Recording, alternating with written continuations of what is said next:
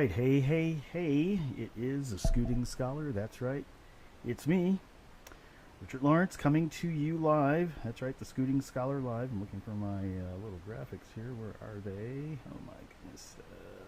Boy. Anyway, welcome to another Scooting Scholar for May. What is this? May 17.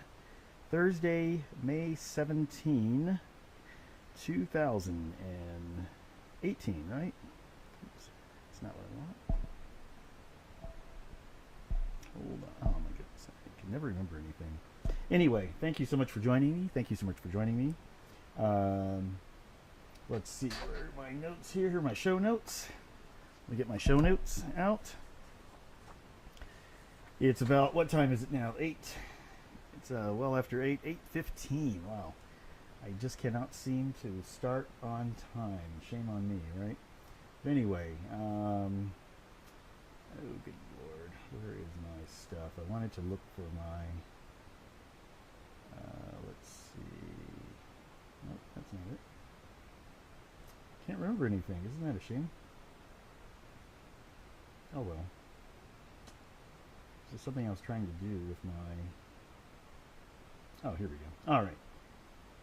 I'm put my name up on the screen, along with my little scooter. There we go. Now we'll send that live.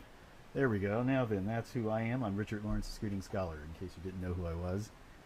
Not likely, but just in case.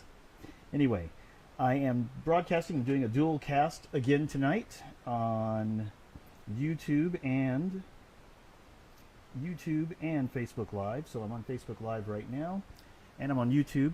I'm keeping my fingers crossed that YouTube has audio this time. Now I'm looking at a computer that I have set up over to the side, and it shows that there's audio being pumped out. So I am keeping my fingers crossed. Like I said, I'm keeping my fingers crossed that there is audio. So let's just hope and pray that everything goes okay, right? All right, let me pull up some. Let me pull up my browser here. All right, so anyway, I hope all of you had a great week this past week. A lot has happened as usual, and I can't cover everything. I just cover a few things, and I'll tell you that is one of the most difficult parts of doing this show, is deciding what should be the most important item to cover. And so I've come up with my own little list of things I want to cover. And like I said, let me see. Well, first, thing I want to cover, I just got out of hair and makeup. I look scruffy and a mess. Well, it's just the way it is. It's been a busy day and a busy week preparing for all sorts of things. But I still want to make sure I do this show. Yes, it is my vanity show. I seriously, of course, I will admit that without any doubt, it's my vanity show. But I enjoy doing it. It's a lot of fun for me, and I hope that some of you actually enjoy it as well.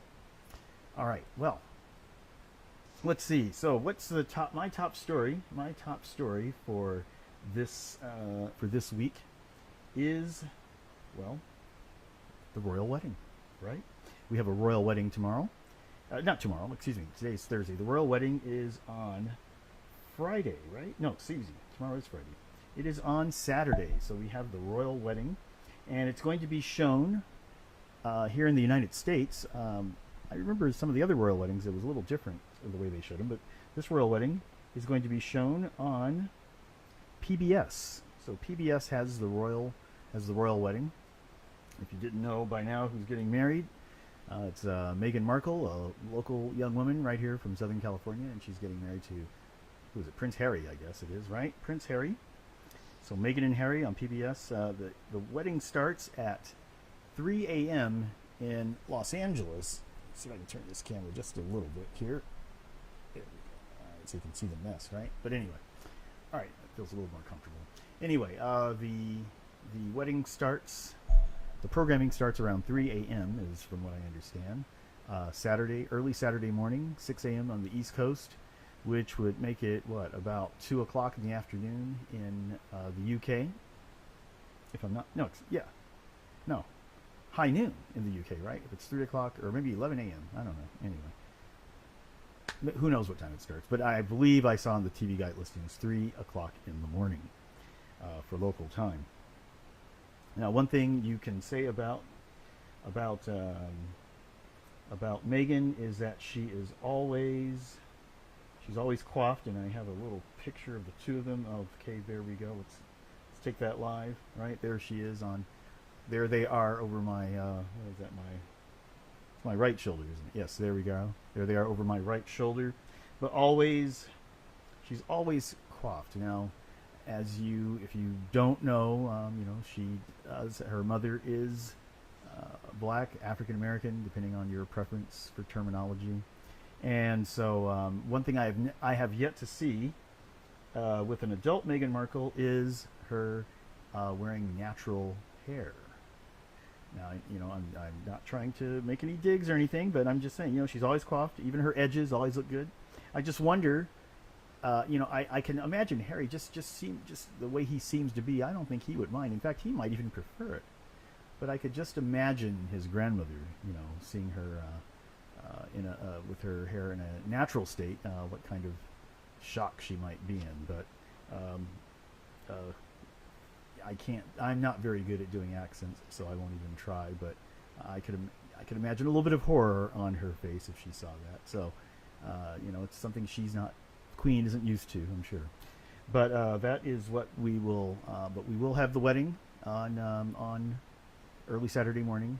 And from what I hear is her father is not going to be making it for whatever reason. He's sick or something like that. So I don't know who's going to walk her down the aisle. Maybe they should have her dad from the show Suits. Maybe he could walk her down the aisle. That would be a real shocker too, wouldn't it? Of course, I can't even remember the actor who plays it. I know his face, but I just can't remember his name now. But anyway, I'll probably try and watch a little bit of it. But it should be. I actually watched. I watched her late, what would have been her mother-in-law get married. Wow, that was way back in 1981. I actually stayed up to watch that, and then I did see her future brother-in-law. I did watch that wedding as well. So I'm sure it should be definitely an interesting affair, right? Okay, well, what else is happening in our world? Oh, England. I will say England is, if you didn't know, England is a country where they do a lot of betting. So I'm sure there are bets even being placed on the wedding itself, and who is, weddings. Bets being placed on the wedding itself. Perhaps I could imagine, will it start on time? Who will show up? Who won't show up? I know one person, I guess, who won't be showing up is Melania Trump. I don't know if she was supposed to show up. I really don't remember. But usually heads of state, or they send some kind of representative to these royal weddings. So I'm not sure who's going. But as you know, the first lady was hospitalized this week with some kind of kidney issue. But anyway, but they do. Betting is a huge part of the British culture. I know they take bets on who the American president who will win the American presidency. They bet on their sports. They're big into soccer, as they call it, football over there. And so that betting culture, people are hoping that some of that betting culture will come to the United States. Now, of course, we already have Las Vegas, where you can gamble to your heart's content, and you can also wager on sports. But one thing you couldn't do up until this past week, when the Supreme Court made its ruling, is that for the most part you could not wager on sports, at least legally wager on sports, outside of Nevada. Now, of course, these things aren't going to happen overnight, but the state of New Jersey did file suit, and so because of that suit, and because they won that lawsuit at the Supreme Court level, sports betting is going to probably be a part of the American sports scene in the not too far distant future. Now, some people are kind of worried, that it could change sports the way we view them, but I don't know about that, because I'm not a sports. I don't bet on sports. I will tell you that much right now. But as it is, we already have fantasy sports, which have changed the way people view sports.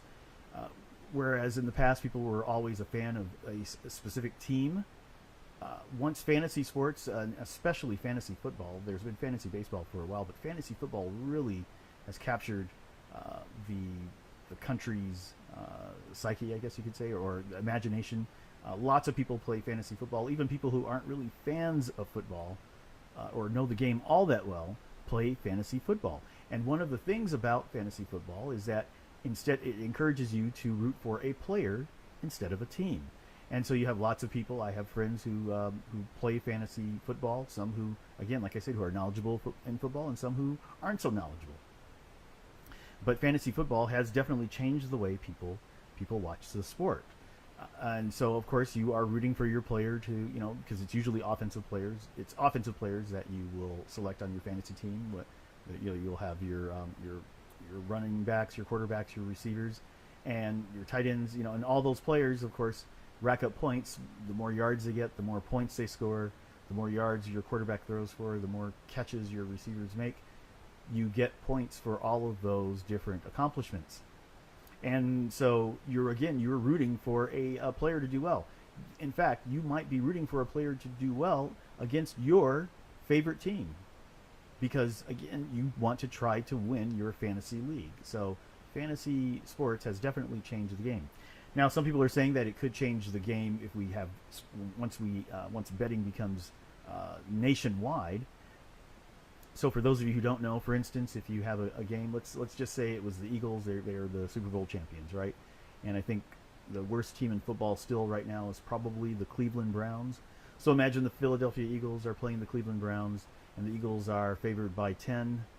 They're so the game is winding down. They're leading by 9, and there's 2 minutes left in the game. So they're just handing the ball off to the running backs, trying to run out the clock. It's 4th down. And they're within maybe they're at the 20-yard line on 4th down. Now, under normal circumstances, if the Eagles were up by 9, they probably would just run the ball one more time on 4th down and be done with it, right? But there could be. But what if you had the Eagles? What if the point spread was 10? They are up by 9.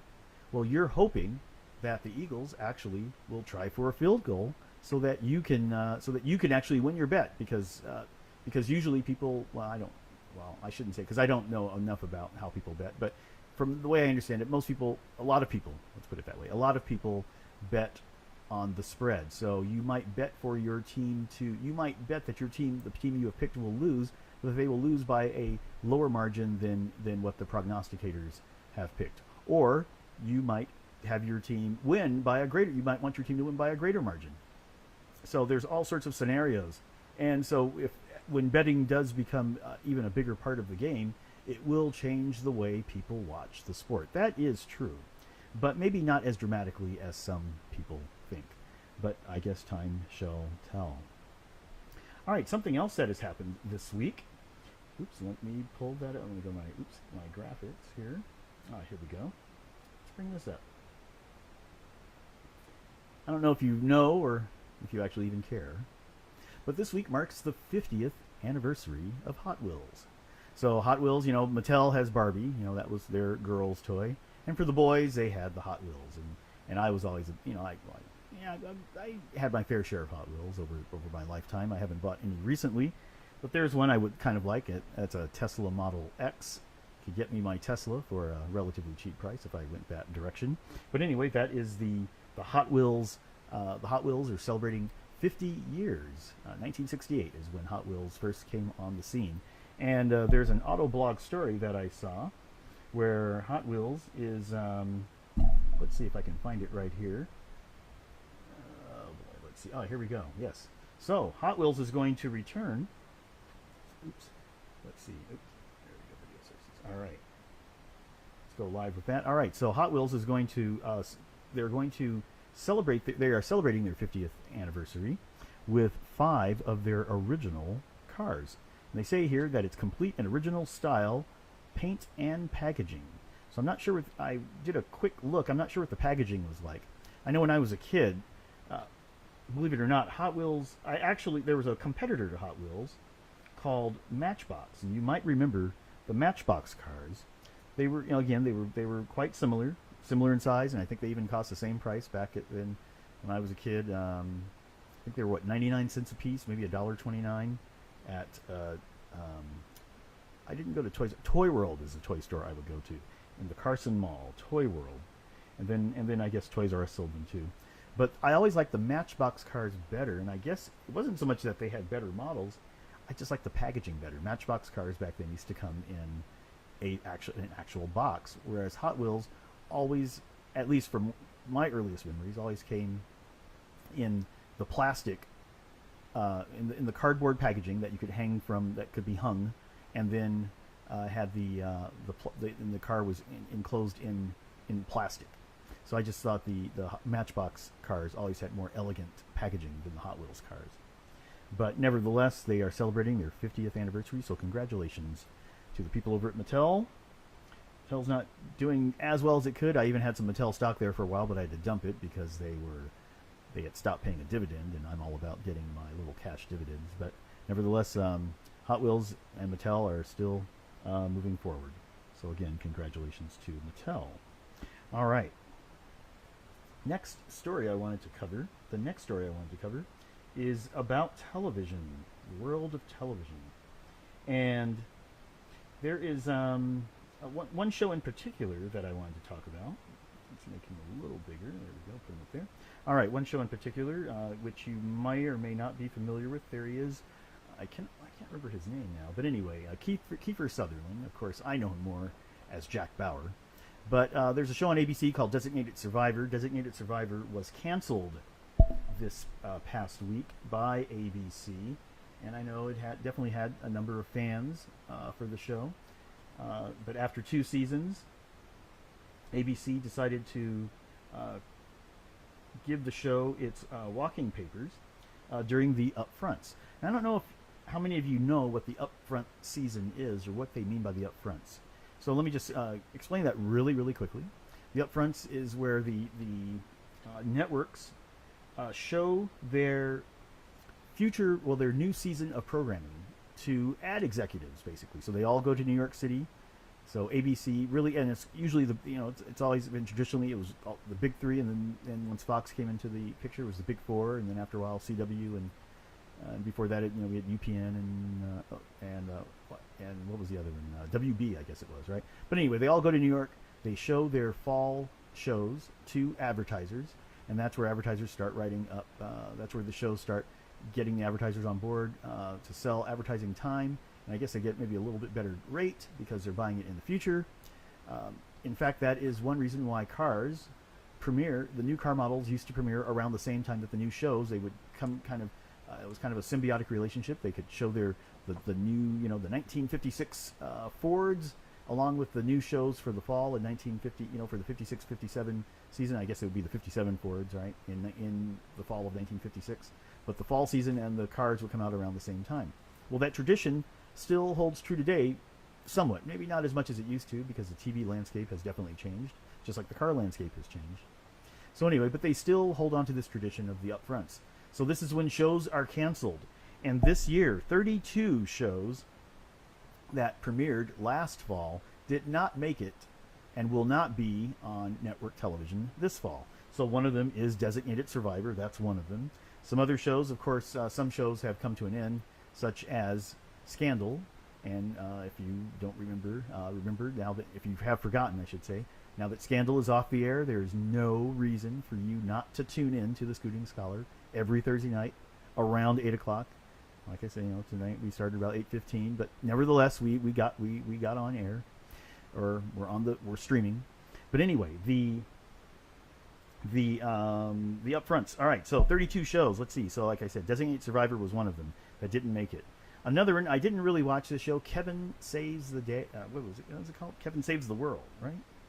No, Kevin Can Wait. That's the one I was thinking about. So if Kevin was in your show's name, you got canceled, because there was also Kevin Saves the World, which was on ABC. But Kevin Can Wait, which was a show on CBS starring Kevin James, the show just never. I just couldn't get into it. They even brought back Leah Remini, his co-star from King of Queens, and the show just didn't really work. But I think Kevin James is a great comedian. I still love watching King of Queens episodes as much as I can. They still crack me up to no end. But Kevin Can Wait is not going to wait. They're not waiting on Kevin Can Wait any longer. All right. So anyway, like I said, we have Kevin Saves the World. There are all these shows. I never heard of The Mick I had never even heard of that show. The Mick. I don't even know who starred in it, what it was about. Another show I have here, Valor. These are just some shows that I wrote down. Valor. Again, never heard of it. I just know that it was on the CW. Oh, and then here's one more show that didn't make it. Wisdom of Crowds. That was a show that had some promise. I mean, I loved the trailers for it. I thought it was really going to be great, and it just kind of, I don't know, the production values weren't that great. And then Jeremy Piven got into some Me Too trouble, so that show just kind of just withered away, and it's also not coming back. But back to Designated Survivor. So although Designated Survivor has been canceled by ABC after the 2 seasons, here's the outside chance that there's an outside chance that the show still might survive. So it might be designated for survival. Catch my drift, right? Actually, what's happening is that the rumor is that Netflix is pursuing a deal with the producers of the show to bring it to revive it from its ABC cancellation, to keep it going on Netflix. Now, I don't know any more details. I don't think anything has been announced yet. It's still in the rumor stages. But there's a very good chance that we could see Designated Survivor survive further and make it onto the Netflix schedule. And we know a few other shows have been revived by going the streaming route. I guess there's another show, I think it's called Last Man Standing, I think that's what it is, with Tim Allen. That one has also been picked up by Netflix. There was the, oh gosh, I can't think of her name now, but there have been a few shows that have been picked up by the streaming services that were once on one of the big 4 networks. So it is Mindy Kaling, that's what I was trying to think of, her show a couple of years ago.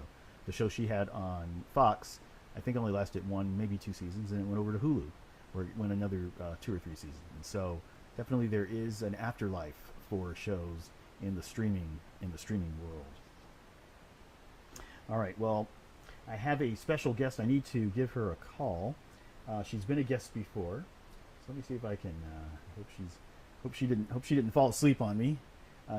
The next topic I wanted to talk about. Let me go here to my Facebook, because I believe we do it on Messenger, and I did tell her to stand by, so that's always that could be a good sign. Let's see.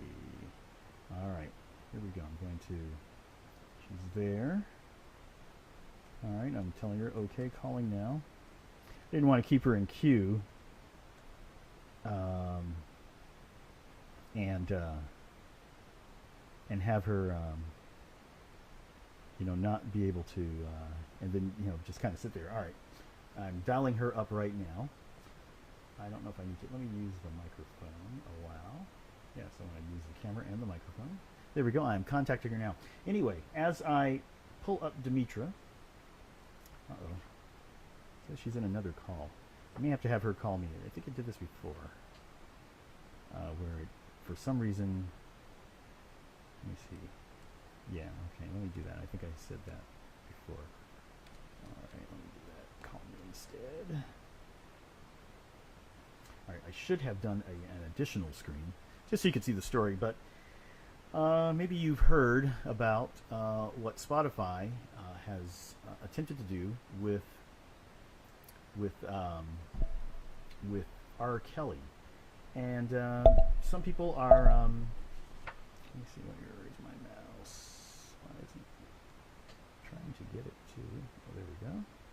All right, there we go. All right, let's see if she's here. Okay, Demetra, can you hear me? Fine. Okay, I can't hear you though. Hold on. Just a minute.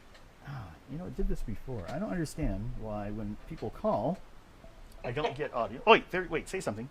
Hello? Oh, there you are. Okay, good. Your voice does show. Okay, I was getting scared because I thought I do this show. It's just me doing it. I have no producer. Yeah. I am the producer, the director. I am the talent. I do it all. And so when I first started doing this, and let me put you on screen here. Ladies and gentlemen, here is Demetra K. Of course, I still have you in my phone book as somebody else, but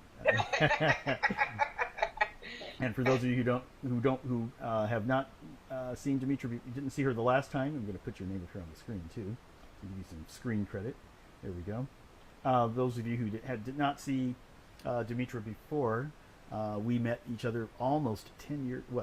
This is what 2018. So yeah, eight years ago when we did census together. My students were laughing at me when I told them that I did census back in 2010. They said, "How many jobs have you had?" I've just had enough. That's all I will say.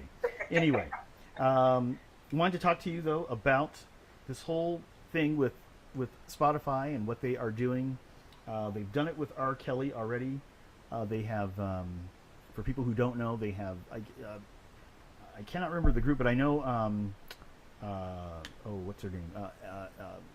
DuVernay, Ava DuVernay, is one of the people behind it. And she and some other women, group of women, and it's basically an offshoot of the Me Too movement, have put pressure on Spotify to keep to try to keep R. Kelly's music off of the service. Now, the one thing that I guess what Spotify is doing that they one thing that's happening is that I guess the what I want to say, Spotify does not do what was I going to say? Oh, they are not. He's not completely wiped off, but I guess they're saying he will be the algorithms. So if you're playing someone who sings music like his, I don't know, what would you classify R. Kelly's music? How would you classify his music? What genre would you call that? It's definitely R&B, like adult R&B. Okay, yeah. So adult R&B then. So I know the way I don't subscribe to Spotify. I subscribe to Google Music, but I know if I put in an artist, now I only keep, and I'm not trying to sound like a goody-goody, but I only use it really for I use it for smooth jazz and for some gospel stuff. And one of my friends, my friend Trish, she told me, for the smooth jazz, I use an artist by the name of Mesa. So it will play music similar to her. And so I guess if you did the same thing, if you had music similar to, if you put in another, who would you say is similar to R. Kelly in style of music? Who would you put in his? Oh gosh, there's a singer by the name of Montel Jordan. He's not yes, I relevant remember him. anymore, Yeah. This is how we do it. Yes. Yeah, him. Gosh, who else? All the really the R&B guys you hear now, like maybe even your Tyrese, right?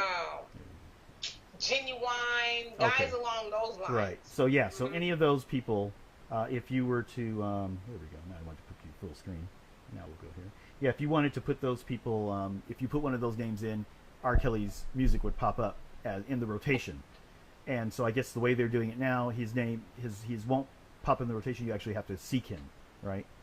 So I saw a post that you put because there's some threats that Chris Brown's music could also be is also in jeopardy, or possibly in jeopardy. People definitely made a petition to take his music off of the streaming service.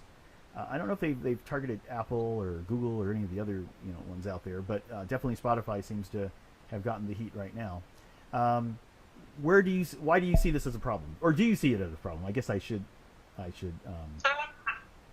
do see it as a problem. And what happened was, it's a group by the name of Ultraviolet. It's a women's movement that's been around for about 5 years, and they have a wide, I guess, a diversity of what they call their team. So they have some men, they have some women, obviously, but they're asking Spotify to take off Chris Brown, Red Hot Chili Peppers, who else? I have a list. Nelly, Eminem, Don Henley, and Steven Tyler. So I guess maybe they've had some run-ins with women, whether it was sexual abuse or physical abuse or something like that. So they said, well, since you guys have taken off R. Kelly and some other rapper, I can't pronounce his name, why don't you guys follow suit and take these other guys off, because they have a history of being negative toward women.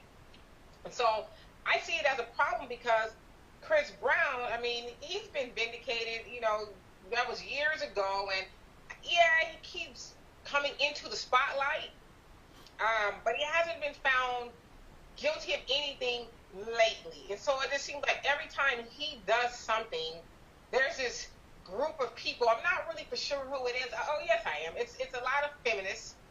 They come after him. I mean, he could walk across the street and they'll make a big deal out of it. And so I find it problematic because it's like you're targeting people, and I think they just really don't. A lot of these people, they probably really don't like their music. I mean, it's like I don't understand it. It seems like to me your organization would be more beneficial doing other things. Okay, I hear you on that.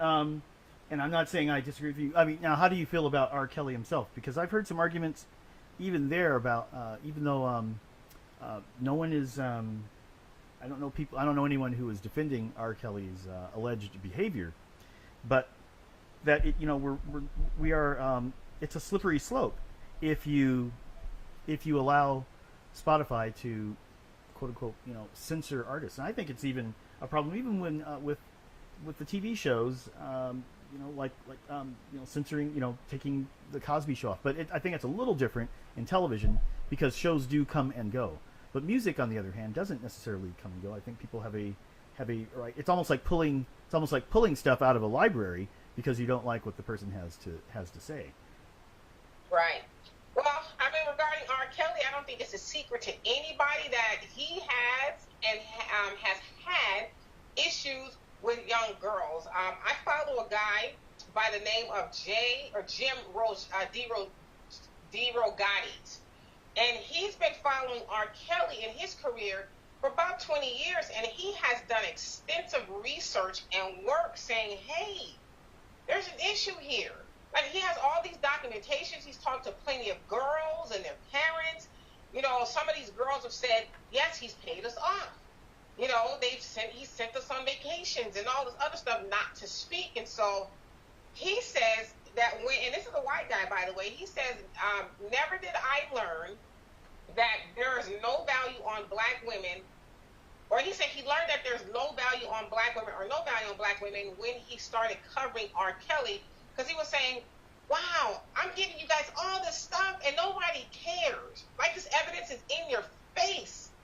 And he's still allowed to make music. Everybody knows, infamously, he was married to a 15-year-old Aaliyah. That was annulled, obviously, but I've actually spoken to people who have known him from Chicago, have said, yeah, it was nothing for him to drive up to the high schools, and the girls would jump in, he would buy him Jordans and this, that, and the other, but, you know, it wasn't a secret to anybody. That's who R. Kelly was and is.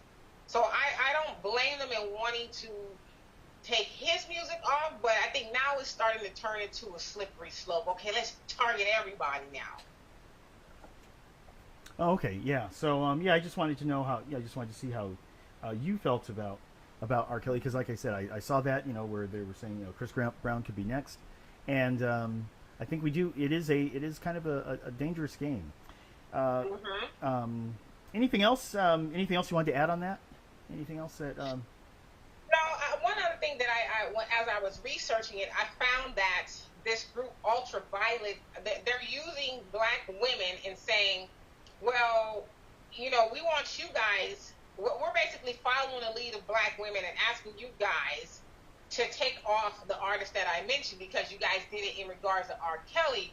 But, you know, I just wanted to, you know, to make a correlation between Ultraviolet, who is a feminist movement, and, you know, now and those other things. They often use black women to get, I guess, their job done, and that's too. And I'm not saying some of the stuff that they're for is not valid. I agree with equal pay for equal work, and all that other stuff. But the other side of it, the dark side of the feminist movement, is that they do target, I think, men in some regards unfairly. And so now they're using black women, as they always have, using black women to further their cause. And to me, that is, in some cases, to take down their man. So, well, and I noticed, too, they only got one black woman on their team. So it's like, you're pro-black woman all of a sudden, but you got one black woman, you know, in your team, per se. Okay. Well, anyway, well, thank you for that. You know, like I said, I'm you know, I've heard a lot of commentary, and I do think that it is kind of a you know, a dangerous, it could be a dangerous game if we begin to censor people. Definitely, you know, again, it doesn't, you know, just because their music is available doesn't mean that you are endorsing or condoning behavior. It's just there for people to consume. And It's a choice. I'm sorry, say it again. I'm saying it's a choice. If you choose to listen Right, to it, right, great. If not, right. that's great too. Yeah, that should be probably more of a personal decision, right? All right. Well, anything else you want to add tonight? Anything else going on? Well, no, that's it. I know you have your That I show. have. Your show. I want to make sure I promote your show because you've been so nice to come on with me now twice. Let's see, Sundays at 3 o'clock, 3 o'clock Pacific time on Dimitri. You have your own URL on Facebook, or are you just facebook.com/Dimitri K, or what? Or do you even know who you are? Something like that. Yes. Yeah, you can just look me up on Demetra K on Right. Facebook, Right. and I'll come up. Right. Here's one more thing. Now you don't have any special days or anything because the last time you were on, you didn't tell me that the next day was your birthday. You kind of kept that to yourself, And so then I look on my Facebook and it shows, oh, it's Dimitri K's birthday today, and I felt so bad because I didn't get to wish you a happy birthday to all 3 of my viewers and all. So I want to I want to make sure you have nothing else coming up, do you? Nothing that you know of. Okay, well, very good, very good. All right, well, I just wanted to make sure I got you there. And then I'm trying to think of anything else. Oh, are you gonna watch the royal wedding? I talked about that a little bit earlier. No, Come on. Come on. You're just jealous because you didn't get an invite, isn't that right? Okay, so I guess. And when it comes to like 4:30 in the morning, who wants yeah, to I get think up on a Saturday? I had said 3 a.m. I think is when PBS starts their coverage. So I might try and catch a little bit of it. We'll see. All right. Well, anyway. You let us know how it goes. Yes. All right. I guess I'll do that. Anyway, just want to thank you again for coming on, and have a great rest of your weekend. Thank you. You too, and thank you for having me on. Okay. Sure thing. All right. Bye bye. Okay. Okay. So that is Demetra. Let me see if I can end the call. I don't even know what I did. Oh, okay. She ended the call. Good. All right. Well, let's see. What else is left? All right. Just a couple of more things before we call it a day. Let me or call it a night, whatever you want to say. I'll tell you. Well, 2 things. Well, the first one is a sad note. Last week I had mentioned someone that I knew from high school who had passed away. I'm trying to get let's see, where is it? Here we go. All right. So last week I had talked about one of my friends from high school, a couple of years younger than me, and my sister, about my sister's age, who had lost his life in a accident in South America, fell from a cliff. Well, then this week, another person and this person I've known even longer. Actually, I've known in my entire life. Again, we weren't close friends, but we did, we kept up a little bit. I knew he had recently been married last May, so he didn't even see his first anniversary before suddenly falling ill and dying. It was a whirlwind. Within 24 hours, he fell ill, and less than 24 hours later, he was pronounced dead. But James Carter, who had moved on, he grew up here in Los Angeles, but had moved on to Kansas City, Kansas.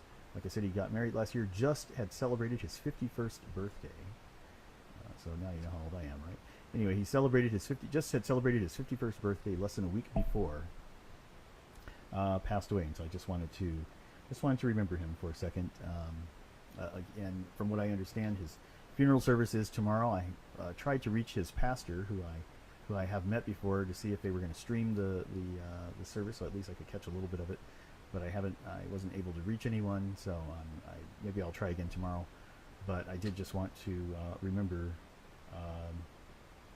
a childhood friend, James Carter. So here we go. Now the final thing I wanted to mention is more of a happier note. I guess it's kind of a bittersweet note, really. Today is the 17th, so this Saturday is May 19th. And obviously, I don't think my parents have seen my show yet. I don't know if my sister watches or not, but I don't really ask. But anyway, the May 19, though, is a very special day in my life. That is May 19, 1995. So coming up on 23 years. 23 years ago, on May 19, Yasmine, my daughter, came into my life, and unfortunately, people. I know I talked to some friends this past Saturday night. They were like, "How's your daughter?" And I'm always honest with people, and I will tell you the truth. It's not the best. I don't really hear from her. I tried, but unfortunately, we just don't have a good relationship right now. But nevertheless, I still want to remember her on her 23rd birthday. Just tell her that I love her and that I do hope that someday we can mend our relationship. But otherwise, so who knows? Maybe she's even watching. I know she does sometimes keep up with my social media. So Yasmine, if you are out there watching, I just want to wish you a happy birthday. All right. Well, on that note, that ends this week's program. 41 minutes in. Not too bad. Pretty lean program. Anyway, as I always end every program, the first thing I always like to say is that my firm belief is that things always balance out. At least for me, and I think for all of us, things always balance out. We might be down one day, but we will be up the next. And that's in with my relationship with Yasmine, that's the hope I always continue to have, is that it might be down, but I know that someday it will be back up. And then, of course, my other mantra is that don't worry about what others are doing. Remember to be the best person that you can be. All right, well, I've got to scoot, but once again, I want to thank you for joining me this Thursday night. I will be back here again in 7 days, next Thursday, and let's keep our fingers crossed that maybe I can actually start at 8 o'clock or 8:01 or something like that. But anyway, thanks again for joining me. Like I said, I've got to scoot. See you later. Bye-bye.